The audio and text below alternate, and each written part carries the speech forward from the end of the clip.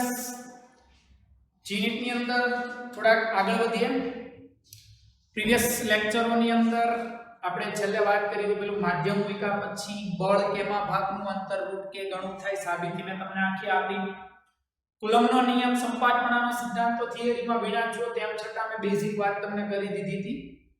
આજે મેં સમજવું છે વિદ્યુત ભારોનું સંતુલન. દોસ્તો બહુ જ અગત્યનો ટોપિક, વિદ્યુત ભારોનું સંતુલન. ઘણાને શબ્દ પરથી જ આઈડિયા આવશે, સંતુલન.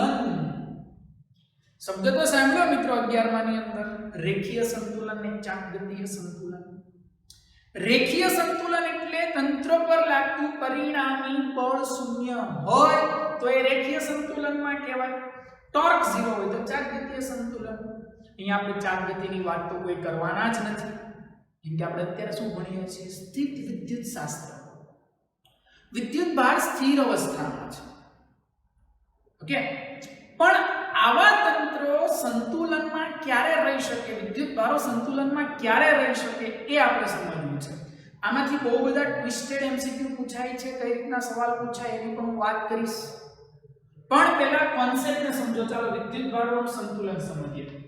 માની લો મારી પાસે બે સજાતીય વિદ્યુત ભારો છે. ઓકે, બે સજાતીય વિદ્યુત ભાર. એક મિત્રો અહીંયા છે Q1, બીજો દોસ્તો અહીંયા છે Q2. બે વચ્ચેનું અંતર છે R. ચાલો આ બે વચ્ચેનું અંતર R છે, બે સજાતીય છે એટલે કા બે ધન હશે ને કા બે ઋણ હશે. આ તમને મજા આવે લેલો, વાંધો નહીં.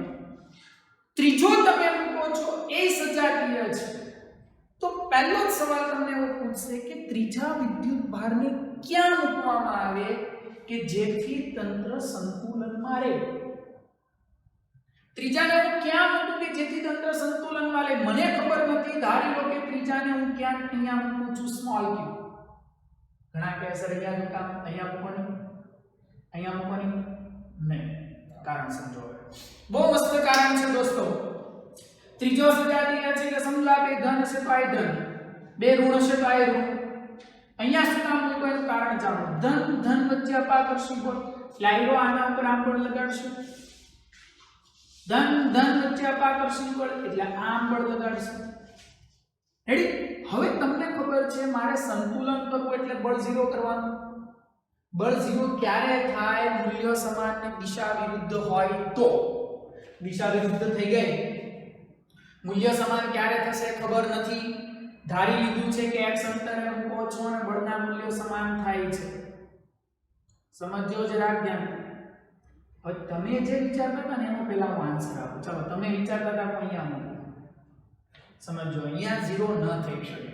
શું કામ કરો દોસ્તો? એનું કારણ એવું છે,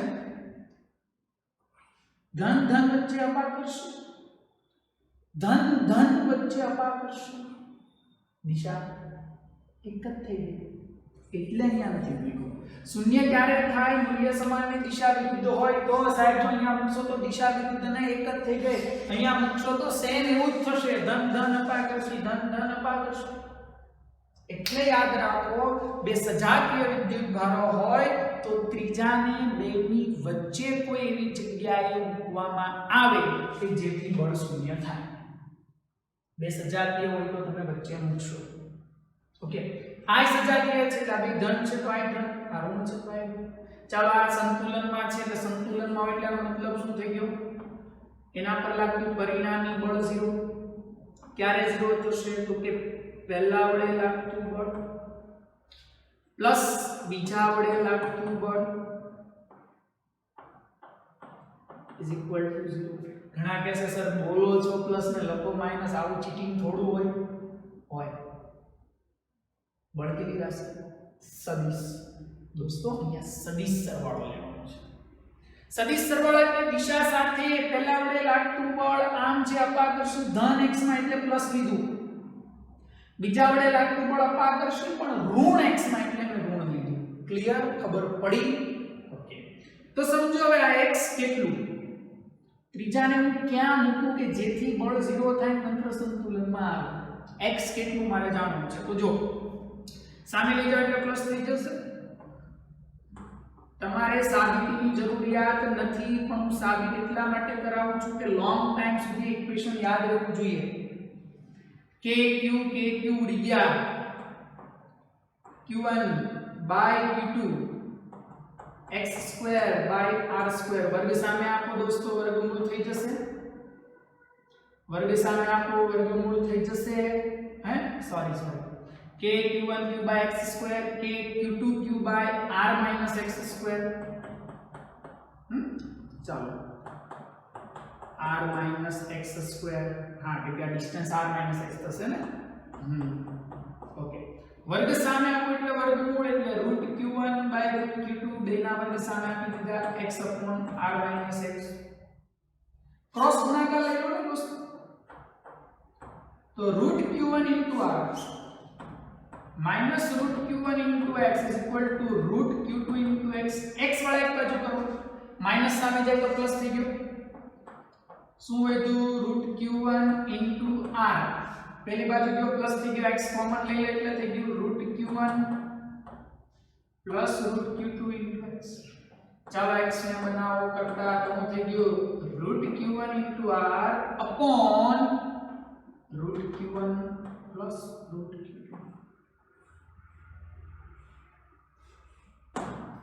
આ સૂત્ર ભેજામાં નાખી દો એટલે આમાંથી તમને જ્યારે સવાલ પૂછે કે ત્રીજા વિદ્યુતભારને ક્યાં મૂકવો જોઈએ કે જેથી તેના પર લાગતું બળ શૂન્ય થાય, તો તમારી પાસે ત્રણ રાશિ હશે. જો તમને આ આપ્યું છે કે 5 કુલમ છે, આ 7 કુલમ છે, બે વચ્ચેનું અંતર 5 મીટર છે અથવા 8 મીટર છે, બે વિદ્યુતભાર ક્રમે 5 કુલમ ને 7 કુલમ, બંને વચ્ચેનું અંતર 8 મીટર હોય, તો ત્રીજા વિદ્યુતભારને ક્યાં મૂકવામાં આવે કે જેથી તેના પર લાગતું બળ શૂન્ય થાય.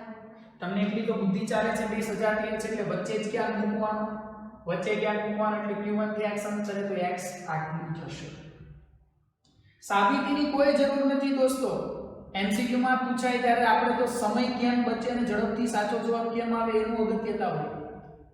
ડાયરેક્ટ q1 આપ્યો છે, q2 આપ્યો છે, r આપ્યો છે, ડાયરેક્ટ x મળે, કોઈ ગણતરી લાંબી કરવી જ નહીં પડે. પણ ક્વેશ્ચન હવે ક્યાં આવે? ત્રીજો વિજાતીય હોય,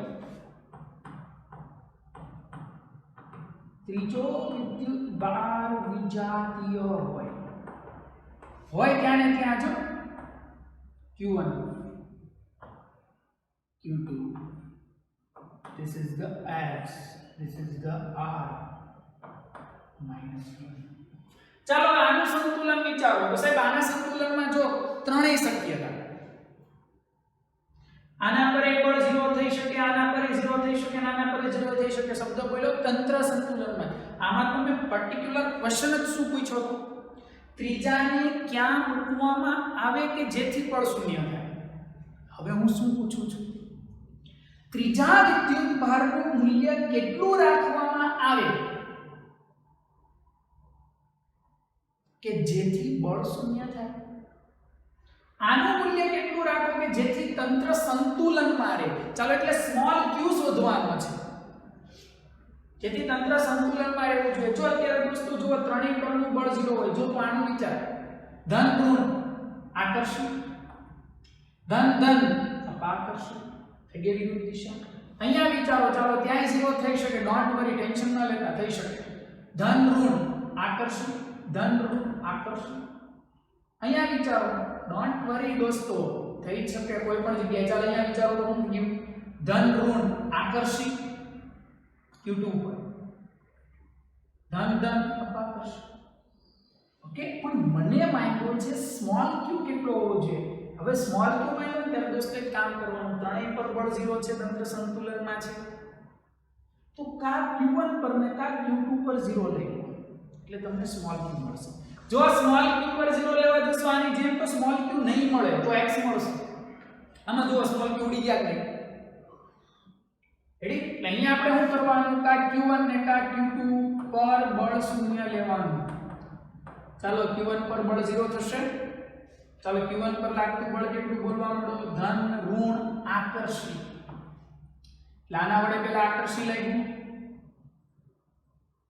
કે q1 q by x²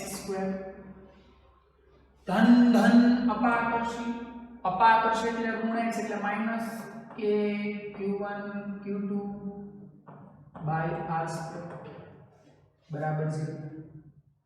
સદિશ સરવાળો દિશા સાથે લેવાનો. સદિશ લેતા હોય ત્યારે વિદ્યુત ભારને સંજ્ઞા સહિત લખવાનો. આ ઋણ હતો એટલે ઋણ લીધો, ત્રીજો વિજાતીય અને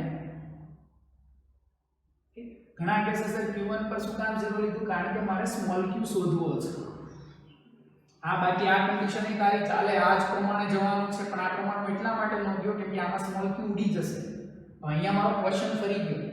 અહીંયા પૂછ્યું કેટલા અંતરે એટલે મેં આ લીધું. અહીંયા પૂછ્યું ત્રીજો વિદ્યુત ભાર કેટલો અને q શોધવાનો છે. દોસ્તો એક કામ કરો, માઈનસ કોમન લઈ લો બેમાંથી, તો માઈનસ k q1 કોમન, હું વધ્યું q/x² પ્લસ માઈનસ બાર આવી ગયું છે q2/r² is equal to 0. સાબિતી એટલા માટે આપું છું, સૂત્ર ગોખવાનો પડે. માઈનસ k q1 સામે ગયા ઉડી ગયા 0. q/x² is equal to minus q/r². આમે q 0 પ્લસ આમે લીધા માઈનસ થઈ ગયું. So q is equal to minus q into x²/r². ચાલો x ની કિંમત અહીંયાથી ત્યાં મૂકી દો. માઈનસ અહીંયા q2 છે. ચાલો બોલો x ની કિંમત બાય આની આ જ કન્ડિશન છે, ખાલી કે ફરક ઉમેર્યો છે અને વિજાતીય લઈ લીધો છે અને એનું મૂલ્ય પૂછ્યું. કન્ડિશન તો આ જ છે. x ની કિંમત ત્યાં મૂકો, x નો વર્ગ છે દોસ્તો, x નો વર્ગ કરો. ચાલો √q1 નો વર્ગ q1, r નો વર્ગ r², √q1 +√q2 આખાનો વર્ગ છેદમાં r² છે. r² and yeah minus q1 q2 upon √q1 +√q2 નો વર્ગ. જો મેળવો ને માઈનસ. મેં પહેલા જ ચોખવટ કરી દીધી. ત્રીજો કેવો છે? વિજાતીય. તો થઈ ગયો વિજાતીય. ત્રીજો ઋણ છે, એની મૂલ્ય આટલું હશે. એટલે તમને જો આપી દે કે બે વિદ્યુત ભારો અનુક્રમે 5 કુલમ ને 7 કુલમ એકબીજાથી 8 મીટર અંતરે છે. ત્રીજા વિદ્યુત ભારનું મૂલ્ય કેટલું અને કેવા પ્રકારનું લેવામાં આવે કે જેથી તંત્ર સંતુલનમાં રહે.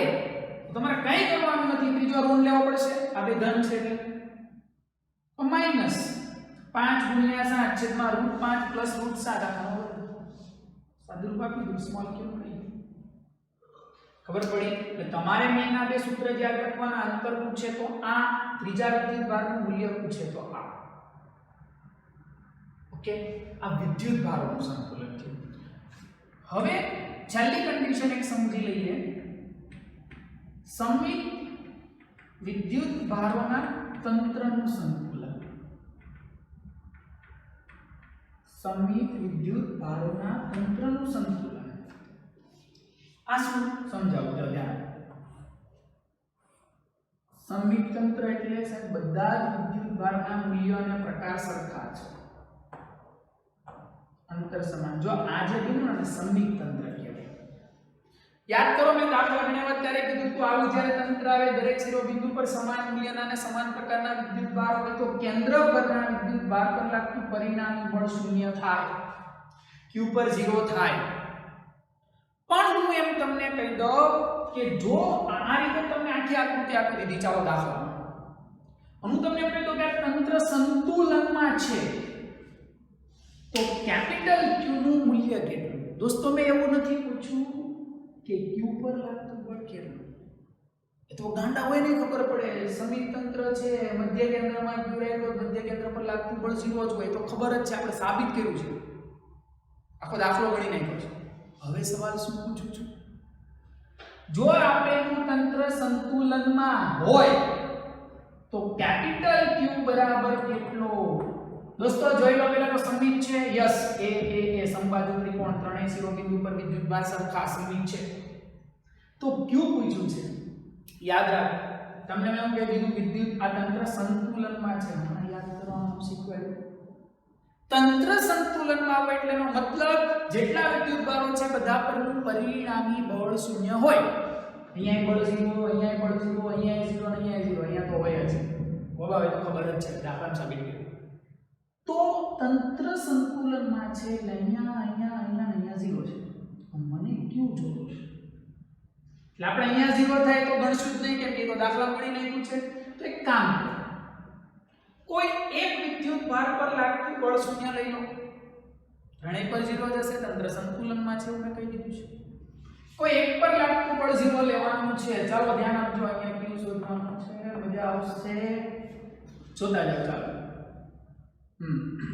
આ સ્મોલ ક્યુ છે. ચાલો આના પર લાગતું બળ 0 લેવું છે. એટલે કેટલા મિત્રોને ખબર છે કે અહીંયાથી આ સુધીનું ડિસ્ટન્સ કેટલું થાય? કેટલાને ખબર છે? સ્પીડ રાખો. યસ, ના ખબર હોય સાબિત કરી દો. આગળ બી ખેંચી લે. કર્ણનો વર્ગ અને x દાખલા બાકી બે બાજુના વર્ગના સરવાળા બરાબર i/2. આવું બધું આવડવું જોઈએ. સ્પીડમાં એટલે જ આવું છું. 4a² - a² 3a² / 4 = x², x √3a/2. આખું √3a/2 મેં તમને કીધું તું મધ્યગા ત્રણ ભાગમાં વહેંચાયેલું હોય. 1/3 1/3 1/3. તો અહીંયાથી અહીંયા સુધીનું અંતર 1/3 + 1/3 એટલે 2/3. તો મારે આ અંતર જોતું હોય તો આના ગુણ્યા 2/3 કરવાનું. આ અંતર 2 2 ગયા √3 તો a/√3 એટલે દોસ્તો આ અંતર થઈ ગયું a/√3. સમજ પડી? યાદ રાખવાનું ત્રિકોણ માટે આવી બધી વસ્તુ સાબિત કરવા ત્યાં એક્ઝામમાં નહીં બેહવાની હોય. આવું આવડવું જોઈએ. સમબાજુ ત્રિકોણ હોય તો મધ્યગાથી શિરોબિંદુથી કેન્દ્ર સુધીનું અંતર a/√3 થાય. ક્લિયર? ચાલો અહીંયા બળ 0 લેવાનું છે. જોતા જજો, મજા આવશે. આના વડે આના વડે આના વડે સંપાતપણાનો સિદ્ધાંત. ચાલો કેપિટલ Q વડે લાગતું અપા કરશું. તો પહેલા એ લખાવો.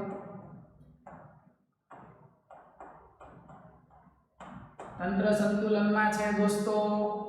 ઘણા કહે છે સર આના પર 0 લઈ લો. નહીં, શોધવાનું છે ડબ્બા, તો એના પર 0 ન લેવાય. આ એટલે આના વડે આટલું લે પ્લસ. હવે મજા આવશે. ધન ધન અપાકર્ષણ, ધન ધન અપાકર્ષણ. હાય છોકરાઓ જુઓ, એક સિમ્પલ ટેમ્પરરી સમજવા માટે ગામા પદ્ધતિ લઈ લે જોન. આ ખૂણો 30 તો આ હો 30 થાય. તો આના બે ઘટક પડે. આ ખરેખર આવું થઈ ગયું કે q² / s². આ એવું થઈ ગયું ને કે q² / s². કેમ? q1 q2 અહીંયા q છે ને, સ્મોલ q છે અહીંયા બાય અંતર a. હવે આ ખૂણો 30 થશે કેમ કે સમબાજુ એટલે આ 30. તો આ બે 30 30 થવાના. તો જો તો આના બે ઘટક પડે કે q² / s² cos 30 કે q² / s² sin 30 એટલે આ કયો પડ્યો? sin 30. કે q² / s² cos 30 કે q² / s² sin 30. ઓહો, sin ને sin को मार डाला. तो બેના cos ત્યાં ભેગા થયા. ઓય, બેના cos ભેગા થયા. એક તો જો આનું તો ત્યાં હતું ઈ તો લખી દીધું. હવે આ બેના cos ત્યાં ભેગા છે એટલે કે q² / s² cos 30 એકનો ગયો, બીજાનો cos 30 ગયો. દોસ્તો ઘણા વિચારવા માંડ્યા બધામાં કેમ પ્લસ લખો છો સર? તમે સંપાદકમાં તો લીધો જ નહીં. લઈ લીધો મેં જોયા. ધનવાય કઈવાય ધનવાય સંપાદકમાં લીધા ને એટલે જ આ સાઈન એકબીજાની અસર નાબૂદ કરી ડૂબા નકર ન થાય. અપાકર્ષણ એટલે ધન. આના બે ઘટક પડ્યા. આ ધનવાય ધન x, ધનવાય ઋણ x, ઋણ x ધન x ગયા. બાકીનું બધું ધનવાય માં છે, બધું પ્લસ કરી લીધું. એક જ દિશાના ઘટક રાખવાના સાહેબ, મજા આવી જાય. બોલવા માંડો. √3 નો વર્ગ 3 છેદનો છેદ અંશમાં 3 કે q / s². cos 30 બે વખત છે એટલે બે વખત કે q² / s² cos 30. બે વખત કે q² / s² cos 30 √3/2. 2 ने 2 को मार दिया. दोस्तों चलो एक कॉमन निकले છે કાઢી લેવી કે q / s² કોમન. હું વૈધું ઝડપ 3q વૈધા. હા સાચી વાત છે તારી. q બાર ગયો એટલે q વૈધો. √3 વધ્યો a² તો 12 છે બગડો બગડો તો ઉડી ગયા છે કે 12 છે બરાબર છે આ સામે ક્યુ ઓગળી ગયું તો હું વધ્યું બોલો 3q પ્લસ √3q બરાબર 0 તારે તો કેપિટલ q જોઈએ છે સામે ગા કર માઈનસ 3q તગડો નીચે ગયો √3 મીડા લ્યો જો તંત્ર સંતુલનમાં આવ્યો કેન્દ્રમાં મૂકેલો વિદ્યુતભાર આટલો હશે q/√3 જ્યાં q ત્રણેય શિરોબિંદુ પર રહેલા સમાન વિદ્યુતભારો છે ડાયરેક્ટ તમારે હવે આ જ યાદ રાખવાનું આમાં બે મુદ્દા આવડી ગયા સમબાજુ ત્રિકોણ હોય ત્રણેય શિરોબિંદુ પર હરખા વિદ્યુતભાર હોય કેન્દ્રમાં લાગતું બળ 0 પણ જો સંતુલનમાં હોય તો કેન્દ્રનો વિદ્યુતભાર આટલો થાય એટલે જ મેં શબ્દ લખ્યો સમમિત વિદ્યુતભાર સમજ પડી દોસ્તો ત્રણેયમાં એક પ્રયત્ન તમે કરજો નહીતર હું નેક્સ્ટ લેક્ચરમાં કરાવીશ ચાલો ચોરસ એ બાજુનું ચોરસ દરેક શિરોબિંદુ પર સ્મોલ q કેન્દ્રમાં કેપિટલ q જો સંતુલનમાં હોય